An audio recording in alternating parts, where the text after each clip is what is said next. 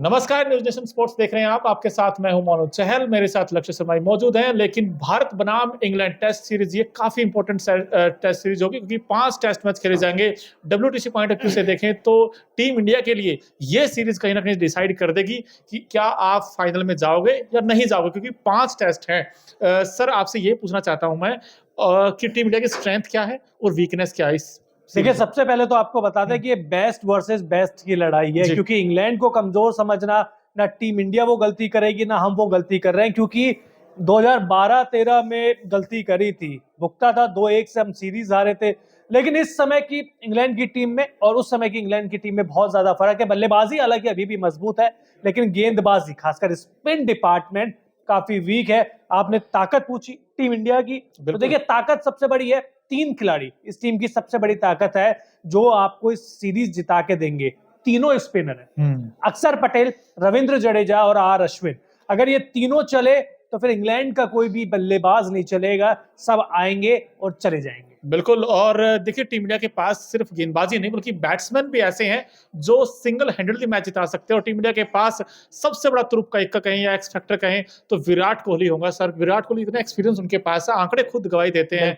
विराट की आप आंकड़े देखिए। वहीं अगर रोहित शर्मा की बात करें मोनू, तो 66 से ज्यादा की एवरेज है उनकी भारत में, और इंग्लैंड के पास कोई अच्छा स्पिनर है भी नहीं। तेज गेंदबाजी में भी एक एंडरसन आप मान लीजिए, बहुत कमजोर गेंदबाजी। भारत की बल्लेबाजी उतनी ही मजबूत है, लेकिन कमजोरी अभी है। इस टीम के साथ ताकत है तो कमजोरी भी है, और सबसे बड़ी जो कमजोरी वो यही है कि शुभमन गिल की फॉर्म जो लगातार टेस्ट में कर रही है डिप। बिल्कुल, सबसे बड़ी कमजोरी अगर टीम इंडिया की है तो जो कहते हैं ना, बैड फॉर्म से इस वक्त शुभमन गिल का बल्ला उस तरीके से खास चला नहीं है। साउथ अफ्रीका सीरीज में हमने देखा था कि वो जल्दी जल्दी आउट हो रहे थे, लेकिन आउट होने का तरीका देखिए आप, बार बार वही गेंद पर आउट हो रहे हैं। ये एक सबसे बड़ा सेटबैक हो सकता है शुभमन गिल के लिए। लेकिन इसके अलावा sir, KS Bharat versus KL Rahul, ये टीम इंडिया की एक और कमजोरी है। अगर आप KS भरत को खिलाएंगे तो उनके पास शायद उतना अनुभव नहीं है, लेकिन KL राहुल के पास एक्सपीरियंस अच्छा है। लेकिन क्या वो विकेट कीपिंग वैसी कर पाएंगे? क्योंकि यहाँ पे तो आपको पता है अनइवन बाउंस होगा, नहीं करेंगे, टर्न करेगा। बहुत सिंपल सी बात है, नहीं करेंगे। क्योंकि साउथ अफ्रीका में भी हमने देखा था कि वो स्ट्रगल कर रहे थे, और भारत की जहां पे टर्नर पिच होगी, जो एक यहाँ घूमेगी एक यहाँ घूमेगी, कौन सी गेंद सीधी रहेगी कौन सी गेंद टर्न करेगी वो गेंदबाज को भी नहीं पता चलेगा। तो मुझे नहीं लगता KS भरत या ध्रुव जुरेल, आप इन दोनों में से एक ऑप्शन देख सकते हैं। बिल्कुल। और मोहम्मद शमी का ना होना, ये तीसरी बड़ी सबसे बड़ा वीक लिंक है टीम इंडिया के पास। सर, शमी का ना होना कितना बड़ा इंपैक्ट है? झटका तो है, लेकिन क्या खेलते होते भी तो खेलते, शायद सिराज खेलते या शमी खेलते, क्योंकि बुमराह तो खेलेंगे। भारत में तो आप 2 तेज गेंदबाज से ज्यादा आप जाएंगे नहीं, 3 तेज गेंदबाज आप खिलाएंगे नहीं। हालांकि एक अच्छी चीज है, धर्मशाला में मैच हो रहा है, रांची में हो रहा है, हैदराबाद में हो रहा है, यहाँ तेज गेंदबाजों को मदद मिलती है। लेकिन फिर भी एडवांटेज स्पिनर्स को ही रहेगा। तेज गेंदबाज 3 स्लॉट अगर शायद होते भी तो शायद खेलते ना। बिल्कुल। और इसके अलावा जैसे आपने वीक लिंक्स की बात की, शुभमन गिल की हमने बात की, KS भरत की हमने बात की, मोहम्मद शमी की हमने बात की, लेकिन ताकत में शायद एक चीज हम भूल गए, क्योंकि हमारे पास देखिए रोहित, विराट जैसे बैट्समैन हैं, उसके अलावा गेंदबाज इतने शानदार हैं, लेकिन स्पिन गेंदबाज की जब बात आती है, शायद मुझे ऐसा लगता है दुनिया में अगर किसी का डंका बचता है स्पिन डिपार्टमेंट में तो अश्विन और जडेजा का बचता है। बिल्कुल बचता है, अश्विन जडेजा। आप इन दोनों के ऊपर दाव खेल रहे हैं, मैं जा रहा हूं अक्षर पटेल।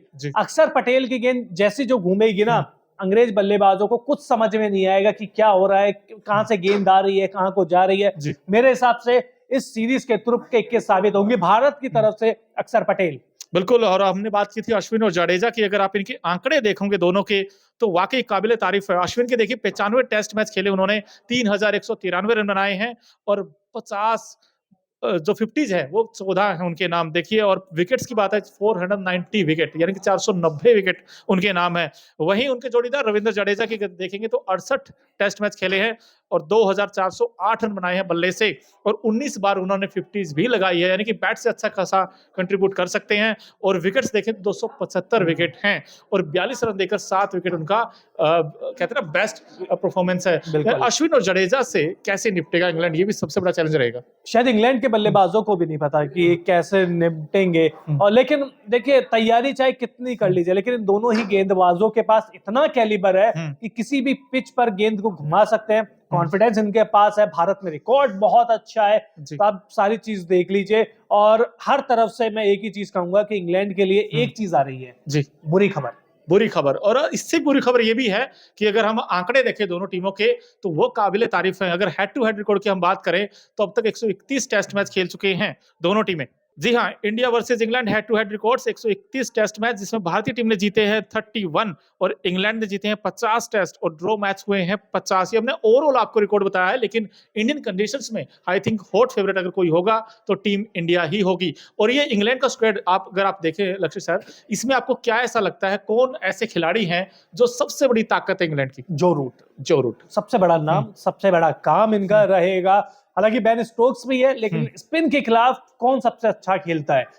जो रूट। और मुझे लगता है कि अगर हमने जो रूट को जल्दी आउट कर दिया तो इंग्लैंड की जो जीतने की उम्मीद की जो जड़ है ना, वो भी हम काट देंगे। और बेन स्टोक्स सर कितना खतरा रहेंगे? मुझे नहीं लगता, मैं सही बताऊं, क्योंकि हालिया प्रदर्शन इतना अच्छा रहा नहीं है। पिचेस उनको इतनी सूट करती नहीं है, क्योंकि हमने देखा है कि अगर लिमिटेड ओवर के लिए भी आते हैं, भारत में आईपीएल में भी आते हैं, तो स्पिन के अगेंस्ट स्ट्रगल करते हैं।